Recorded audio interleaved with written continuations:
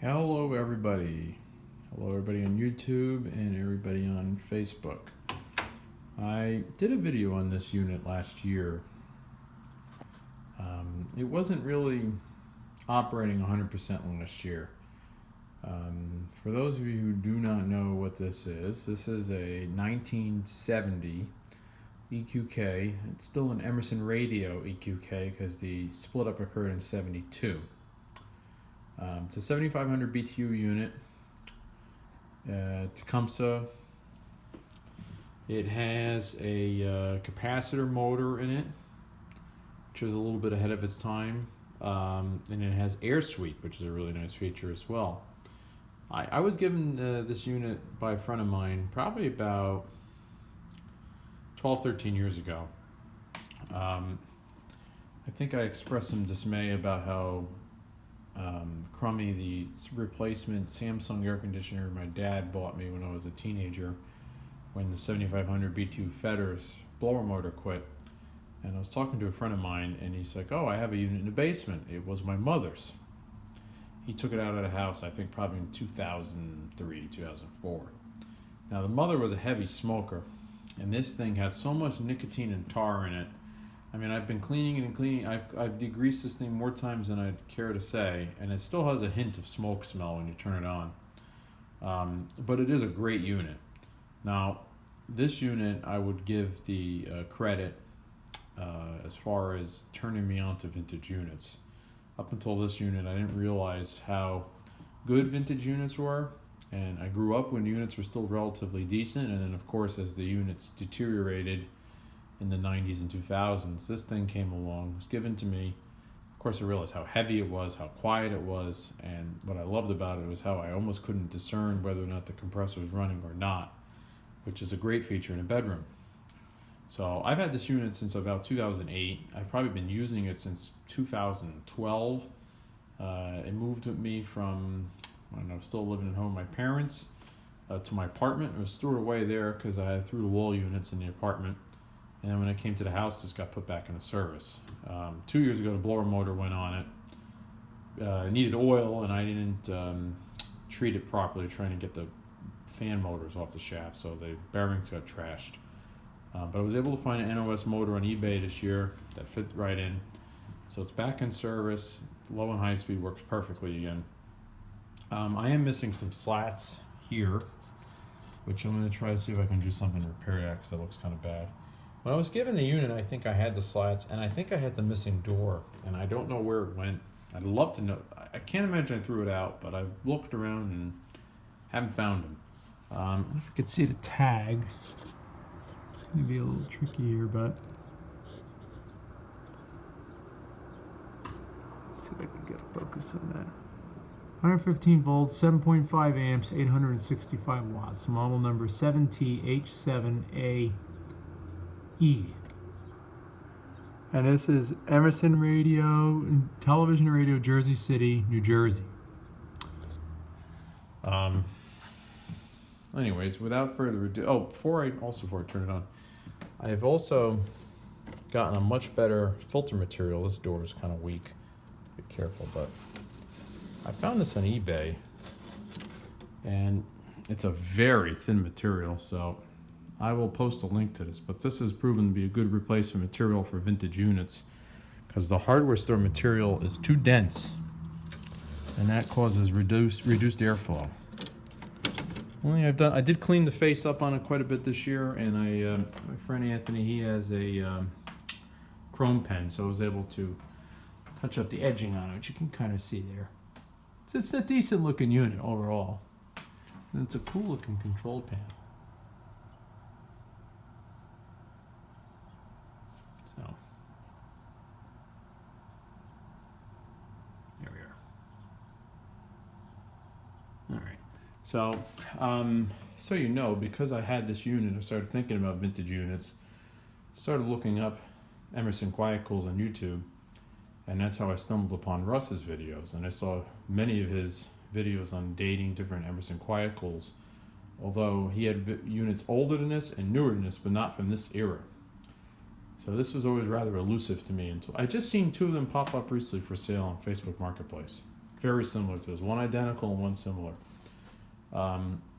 And so I, for the most part, now have almost all EQKs in the house, and I've got the 20,000 B2 Fetters in my dining room. I stumbled upon the Fetters videos after watching his EQK videos, and then of course remembered growing up as a kid, we had a 12,000 BTU weather wheel in the kitchen of the apartment I grew up in, which was low on a charge. It didn't really work, but I always remember playing around with the controls and everything on it. So when I got the weather wheel bug, it really, it brought me back to my childhood. I've showed this timer in other videos. It's an Intermatic air conditioner timer, model EB41. It's a great timer because the plug for the air conditioner plugs into the wall still, so you don't have wires coming out of the timer. This is in effect is just a remote control. And I made this little shelf here to kind of hold it in place so that you can see it. If you go away on vacation, you can pull the wheel out, and then the timer keeps time still, but it won't trigger the on-off movements. So I'm going to hit the push to turn on, and it's going to put this on a low cool so you get to hear it start up.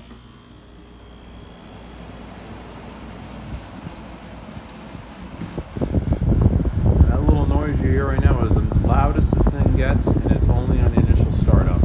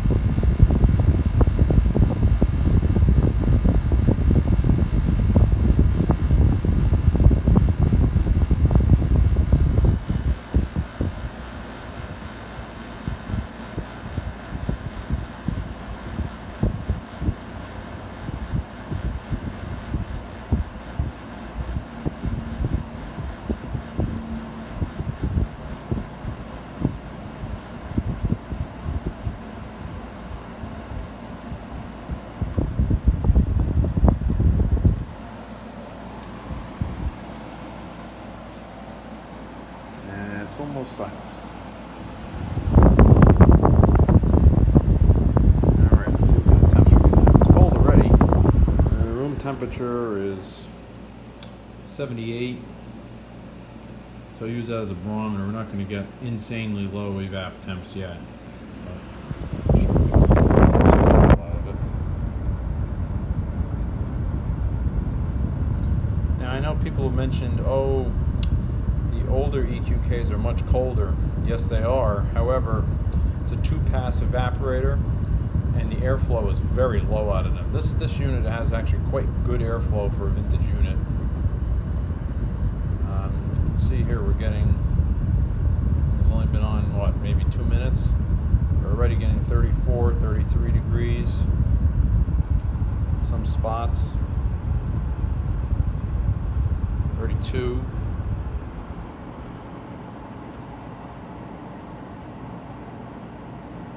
It's already blowing mid-high 30s.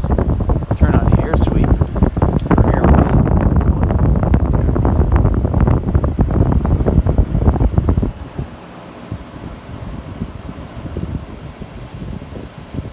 It's a cool feature. I don't generally use it in the bedroom because I like the air pointing one direction, but I could see it in the living space that would be useful.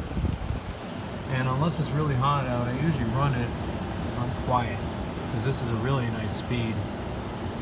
This thermostat, it's just set to about 6.5. It gets the room down to about 66, 67 degrees, which is a really comfortable sleeping temperature. That noise you heard in the beginning is the loudest this unit is, and it only does that on startup. Usually for 30, 40 seconds about it. It just really is, it's building head pressure. Outside of that, cycling on and off, I mean, you can hear it now. Almost can't tell the compressor's running on this thing.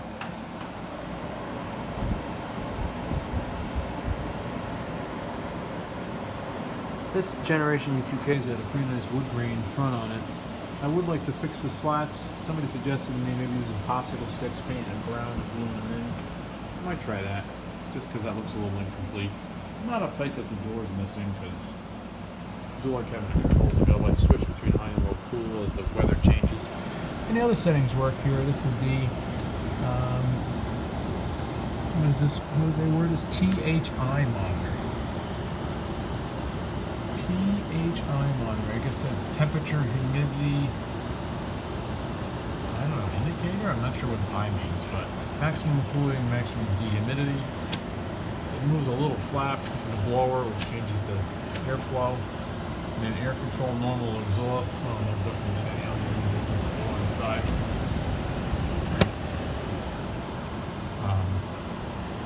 I think it's a really cool looking control panel. I like the gold lettering. I like the way it says quiet cool. But anyways, this is where we're all started. So I figured this deserved a more in-depth video. Do one more temp check on it. Let's see what we did now.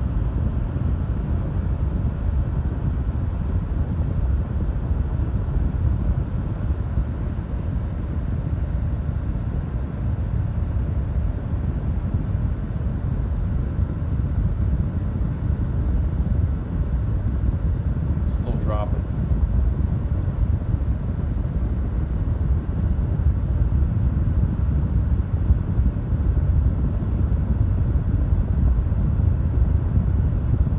It blows pretty cold. I put a mechanical thermometer in it on low speed. Once the room is cooled down, it's probably about 34 degrees with a mechanical thermometer. So that's the actual air temperature as opposed to the coil temperature. But it's a 7,500 BTUs. This is a pretty good sized room. I'd say it's like 13 by 18 in here. So this room is largely exposed to the outside. So it needs a lot of help when it's hot out. You could probably even get away with 8,000 or 10,000. But 7,500, I would say, is the minimum size that works in this room. And you probably get the room from 80 degrees down to sleeping temperature in about 2 hours, I would say, at nighttime. When it's 90-some degrees outside. So I have the timer kick on at 6 p.m. or 7 p.m. because I usually go to bed at 9, and that way it's comfortable here for bedtime. So anyway, sorry for the long-winded video, but thank you for watching. And comment as you see fit.